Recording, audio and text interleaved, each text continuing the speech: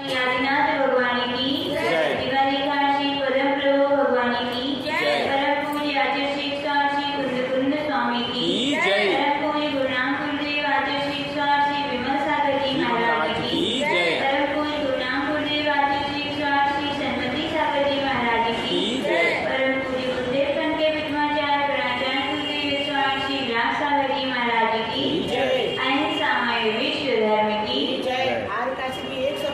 श्री माता दी की जय। आरिका संघ की जय। माता जी थोड़ा माइक से आपका गला वगैरह तो प्रॉब्लम नहीं, ठीक है, और बड़ा मत आवाज थोड़ी आचार्य कुंद स्वामी के रहन साधन पर परम पूज्य गुरुदेव गणाचार्य श्री व्यास सागर जी महाराज द्वारा लिखी गई रत्नात्रय वर्धनी टीका का हम सभी यहाँ श्रवण कर रहे हैं। उस रत्नात्रय वर्धनी टीका में आचार्य भगवान 5वें नंबर की गाथा की टीका में यहाँ पर सम्यक दृष्टि के लक्षणों का यहाँ पर व्याख्यान कर रहे हैं। यहाँ पर कहा गया था सम्यक दर्शन होता है, उसके साथ साथ सम्यक ज्ञान भी युगपत होते हैं और युगपत होते हैं और जैसे ही जीव के सम्यक दर्शन आता है तो कहा गया उसकी मानसिक विचार धारणाओं में भी अंतर आता है।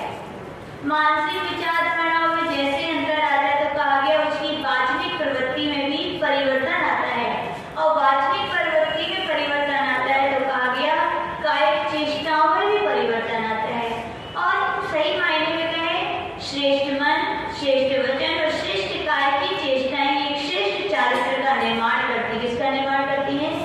श्रेष्ठ चारित्र का निर्माण करती है। चारित्र यदि निर्मल हो जाए तो कहा जाता है 3 लोक में व्यक्ति पूज्य हो जाता है।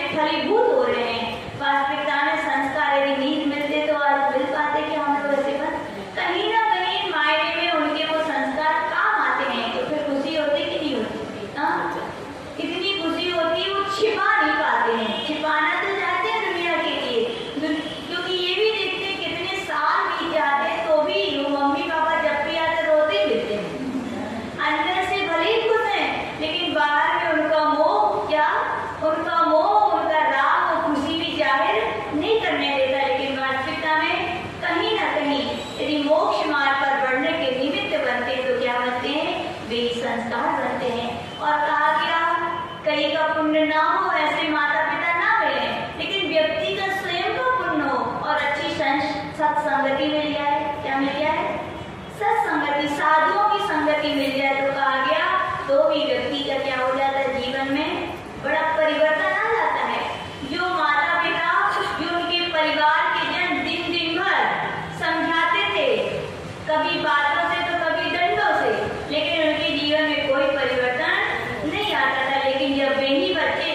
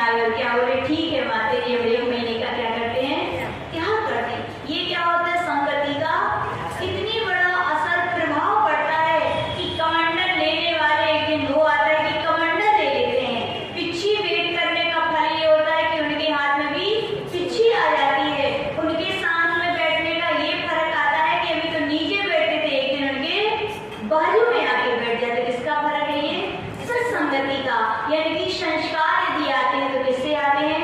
सत्संगति से आते हैं। तो आचार्य भगवान कह रहे भैया एक अच्छे चारित्र का निर्माण कर लिया है तो एक श्रेष्ठ संस्कारवान माता पिता भी होने चाहिए और श्रेष्ठ संस्कारवान कौन होने चाहिए? गुरु की संगति करनी चाहिए। तो कहा गया कितने बड़े से बड़ा दानव भी होगा तो भी वो परमात्मा बन जाएगा, महामानव क्या है वो बन सकता है। तो आचार्य भगवान यही कह रहे हैं संस्कार जीवन में कैसे होने चाहिए? श्रेष्ठ। और किससे मिलते हैं? गुरुओं से।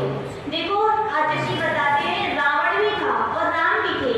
जितना ज्ञान, जितनी विद्या, जितना ऐश्वर्य राम के पास था तो उतना रावण के पास भी था, लेकिन बस कमी थी तो क्या थी? राम के गुरु थे और रावण के कोई गुरु समझाने वाला नहीं था। कौन नहीं था? समझाने वाले व्यक्ति भी हमने पहले बताया कि बड़े पुण्य से मिलते हैं। किससे मिलते हैं? बताया था ना, क्या उदाहरण बताया था?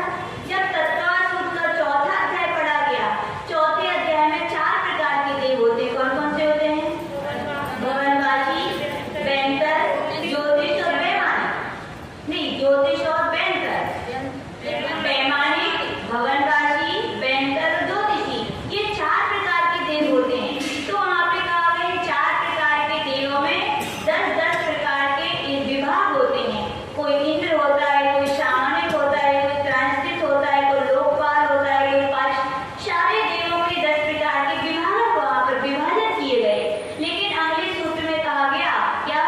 ट्रांसलेट, लोकपाल, वर्ज्य, बैंकर, ज्योतिष का 10 प्रकार की जो इंद्रों की व्यवस्थाएं हैं वो कहाँ है? बोले वैमानिकों में है और भवनवासियों में है। बैंकर और ज्योतिषों में जो ट्रांसलेट और लोकपाल नहीं होते। तो वहाँ पे पूछा गया ऐसा क्यों नहीं है? तो वहाँ पर श्लोक वार्तिक ग्रंथ में आचार्य श्री विद्यानंद जी महाराज वहाँ पर स्पष्ट लिख रहे हैं क्या? पुण्या भावा। क्या लिख रहे हैं? पुण्य का उदय नहीं है इनके, क्योंकि समझा ट्रांसलेट यानी कौन? जो माता पिता गुरुजन की तरह होते हैं, जो हमारे लिए मार्ग निर्देशन करते हैं भैया ये अच्छा है, ये खराब है। ये जो मिलना किसकी वजह से होते हैं?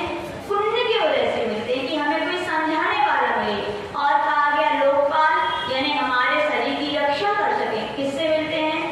पुण्य से मिलते हैं। तो आचार्य भगवान कह रहे क्या? पुण्या भावा।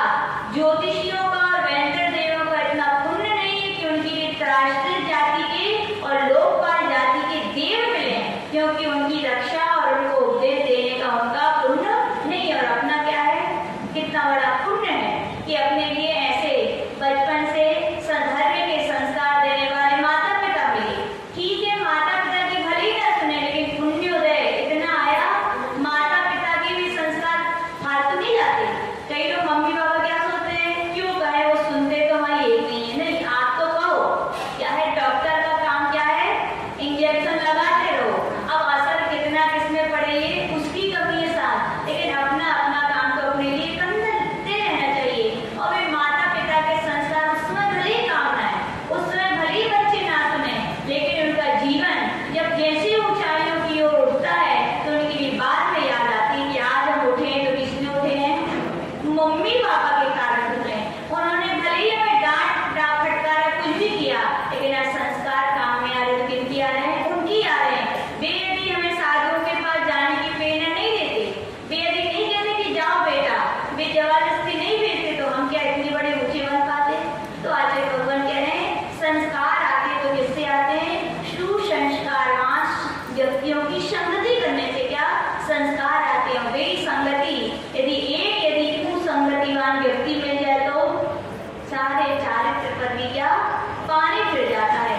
कितना भी फिर आपके वचन अच्छे विचार हो, कितना भी आप वचनों से अच्छा बोलते हो, कितनी भी आपकी कार्य की चेष्टाएं अच्छी हैं, अच्छे चारित्र का आपने निर्माण कर लिया, फिर भी एक बुरी आदत ने रावण की तरह इतना अपयश फैला देती है कि कोई आपका व्यक्ति पर नाम लेना भी पसंद नहीं करता। तो आचार्य भगवान कह रहे हैं ऐसी बुरी आदतें ही क्या कहलाती है? व्यसन कहलाती है। क्या कहलाती है?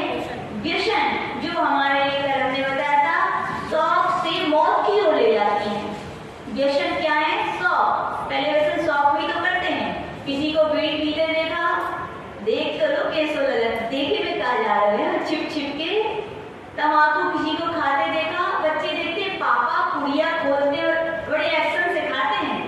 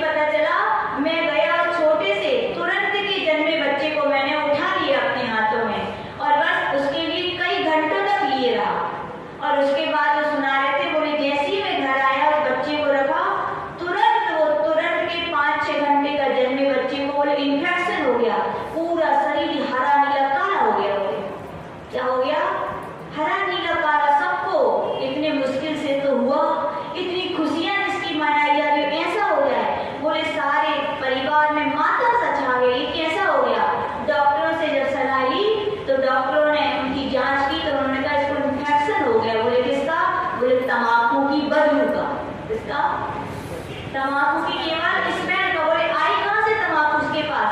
बोले उनके दादाजी थे, 2-2 घंटे तक लिए रहे, मुंह में क्या भरे थे, इतना खाते थे, बोलते थे सोते हुए बोले मेरे मुंह से तम्बाकू निकलता नहीं है, इतना तम्बाकू खाते थे। जब उनके लिए पता चला कि मेरे इकलौते बेटे के बेटे मेरे तम्बाकू से ऐसा हुआ है, वो तो भगवान के सामने गिड़गिड़ाने रोने लगे कि भगवान इसको बचा लो, नहीं तो मैं अपने आप को कभी बोले मैं तम्बाकू जिंदगी भर त्याग कर दूंगा। अब बोल रहे हैं, क्या बोल रहे हैं तम्बाकू? जब वो बेटे का बेटा मौत की कगार पे खड़ा है, तब उन्हें लगा कि मुझे क्या कर देना चाहिए। कभी आशीष जी पूछते हैं, सोचिए आप खाते हो, आपकी बीवी आपके परिवार के लोग आपके साथ रहते हैं, कैसे उनको क्या खाने की आदत है? कई बार स्त्रियों को भी कैंसर हो जाते, कैसे होते बताओ?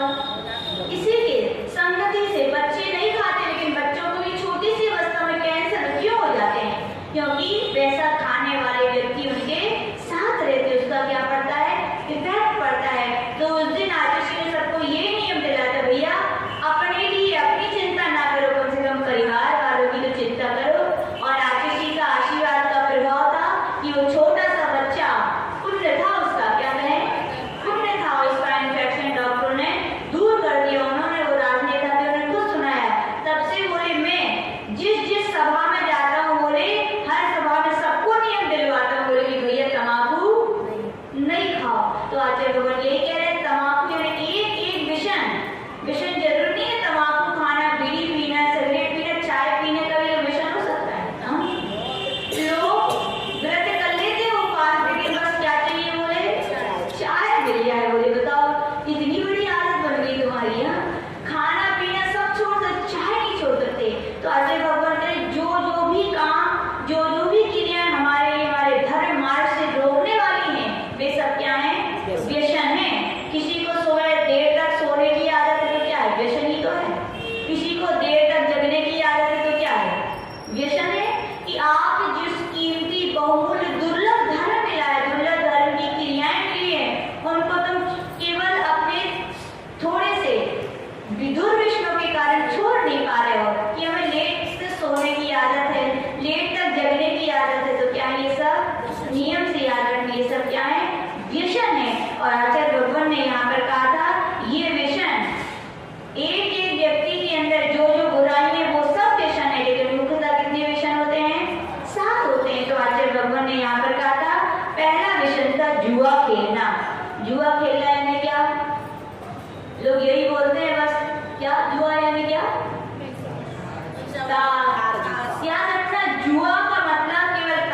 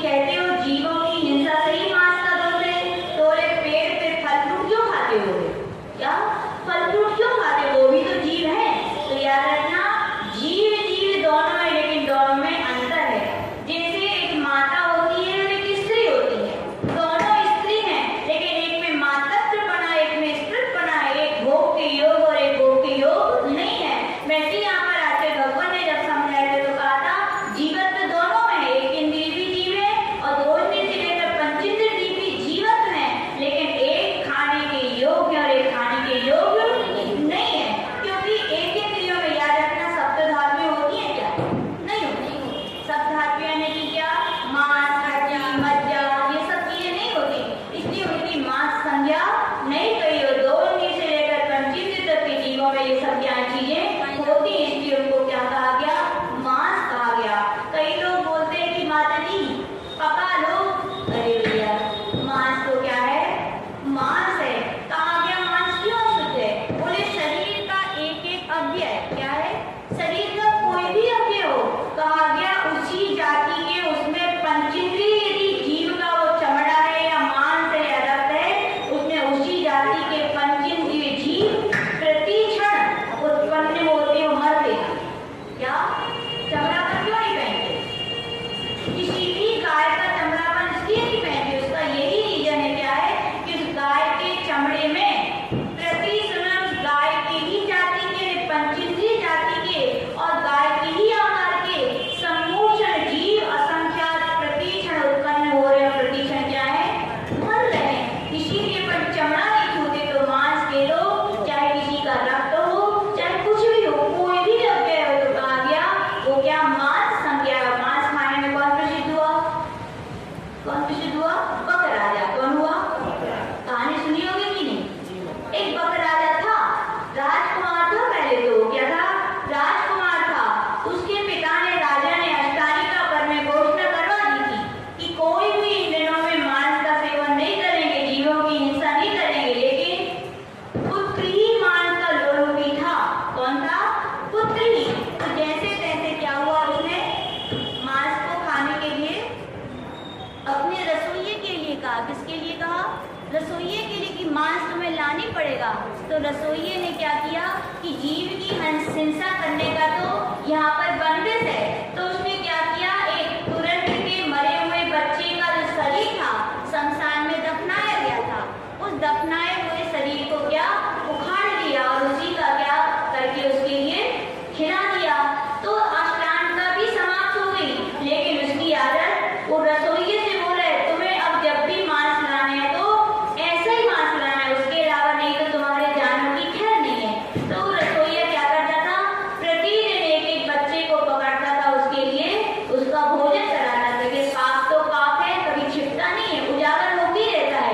जब ये बात उजागर हुई तो राजा ने क्या किया, अपने बेटे को क्या किया, देश से बाहर निकाल दिया।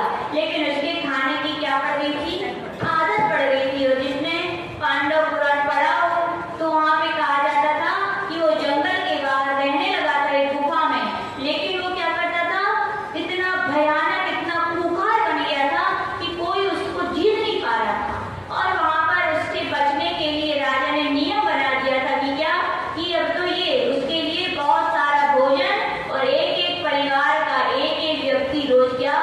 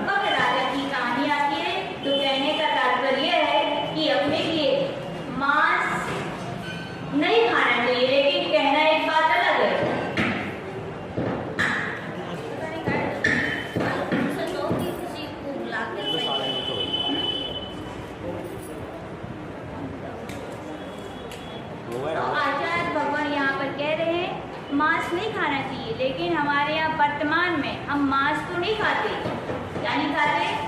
मांस नहीं खाते। लेकिन बताओ अंडा क्या मांस नहीं है?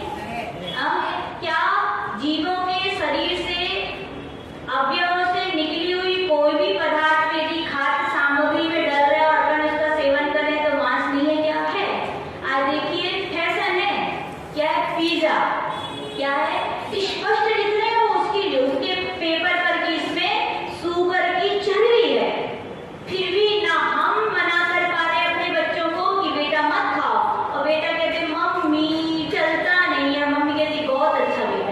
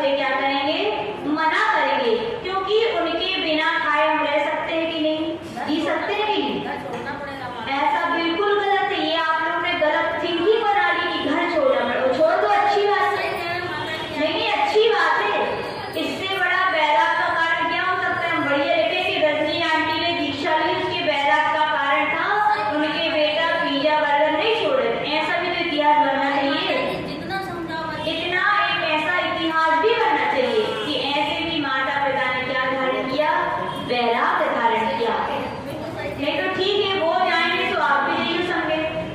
क्या अनुमोदना हो रही है कि नहीं? अपने यहाँ तो वैसी कहा गया, कृत कार्य अनुमोदना का बराबर फल है। महामत्स्य स्वयंभू रमण समुद्र में खाता था इतने जीवों को, तो साथ में नरक गया, और वहां पर वो कान में बैठा छोटा मत्स्य क्या करता था? सोच सोच करके, अनुमोदना कर करके भी कहा गया, साथ में नरक ही गया। आपको जाना है तो ठीक है, इससे अच्छा तो है उनके घर छोड़ना पड़ता, और अच्छा है, बढ़िया छोड़ो यार, घर छोड़ना चाहिए। तो आचार्य भगवान यही कह रहे हैं कि सम्यक दृष्टि यदि आप हो तो ना तो स्वयं ऐसे पदार्थों का सेवन करेंगे, और जो करेंगे उनके लिए भी क्या करेंगे? मना करेंगे। उनसे तो यही कहो, बेटा ये विष है, विष तो एक भाव में मारता है, लेकिन ये संस्कार तुम्हारे लिए बन गए तो भाव भाव में छूटने वाले नहीं है। और ये किसके व्यसन? महापाप के संस्कार है। नियम से व्यसनों का फल पढ़ लो, एक साथ व्यसन है तो नरक भी कितने हैं? सीधा आचार्य भगवान परमानंदी महाराज कह रहे हैं, एक एक व्यसन, एक एक नरक के, एक एक व्यसन सातों नरकों के द्वार खोलने में समर्थ है। यदि किसी की भी आदत पड़ जाए तो आचार्य भगवान यही कह रहे हैं कि आप सम्यक दृष्टि हैं। और इसकी व्याख्या चल रही है, किसकी चल रही है? नियम से जो सम्यक दृष्टि होगा वो मांस भक्षण नहीं करेगा। मांस भक्षण है सीधे मांस खाना नहीं, किसी भी सामग्री में थोड़ा भी किसी भी जीव का अवयव भी मिला हुआ है तो वो भी क्या है?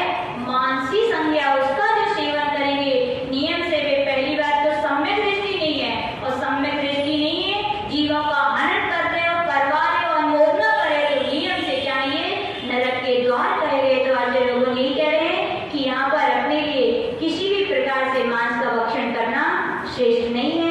जो लेकर